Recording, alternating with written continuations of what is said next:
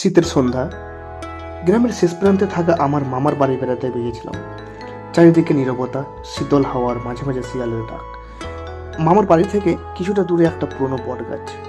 গ্রামের মানুষ বলে গাছটা অভিশপ্ত। রাতের বেলা কেউ এদিক ওদিক দিয়ে যায় না। আমার কৌতূহল বরাবরই বেশি, তাই ওই জায়গাটা একবার নিজে চোখে দেখতে মনস্থ করলাম। রাতে মামা মামি শুয়ে পড়ার পর আমি মোটা চাদর দিয়ে বেরিয়ে পড়লাম, হাতে একটা টর্চ। গ্রাম একেবারে অন্ধকার, পায়ের নিচে শুকনো পাতা মচমচ করে ভেঙে যাচ্ছে। যতই বট গাছের দিকে এগোচ্ছি ততই অদ্ভুত একটা শীতল অনুভূতি হচ্ছিল। বট গাছটার কাছে পৌঁছে দাঁড়ালাম। বাতাস থেমে গেছে, যেন চারপাশ হঠাৎ করে স্তব্ধ। টর্চের আলোতে গাছটা আরো ভয়ঙ্কর লাগছিল। হঠাৎ টর্চের আলোয় দেখলাম গাছের নিচে একটা ছায়া মূর্তি। প্রথমে ভাবলাম ভুল দেখছি, ভালো করে তাকাতেই দেখলাম একজন সাদা শাড়ি পরা মহিলা বসে আছে। আমার বুক ধরফর শুরু হলো। সাহস করে কাছে গিয়ে জিজ্ঞাসা করলাম, কে আপনি? এখানে বসে আছেন কেন? কোনো উত্তর নেই।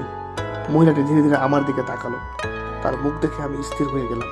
মুখটা অস্বাভাবিক ফ্যাকাশে, চোখে অদ্ভুত এক দৃষ্টি। তার ঠোঁট সামান্য নড়ল। শীতল কণ্ঠে বলল, তুমি এখানে কেন এসেছো? আমি কিছু বলতে পারলাম না, গলা দিয়ে শব্দ বের হচ্ছিল না। হঠাৎ সে ধীরে ধীরে উঠলো। তার ভেসে চলার ভঙ্গি স্বাভাবিক মানুষের মতো নয়। আমি পেছনে পা বাড়াতে সে বলল, তোমাকে এই গাছের অভিশাপ জানতে হবে। মনে হলো আমি যেন অবশ হয়ে যাচ্ছি। তারপর সে আমাকে গল্প শোনালো। বহু বছর আগে এই গাছের নিচে এক গৃহবধূকে নির্মমভাবে হত্যা করা হয়েছিল। তার আত্মা এই গাছের সঙ্গে বাঁধা। যারা এখানে আসে তাদের সে ভয় দেখায়, যাতে আর কেউ এখানে না আসে।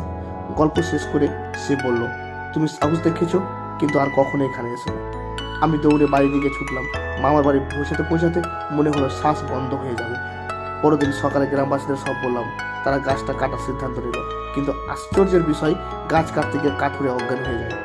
আজও সেই বট গাছ দাঁড়িয়ে আছে, আর সেই অচেনা অতিথি হয়তো নতুন কাউকে ভয় দেখানো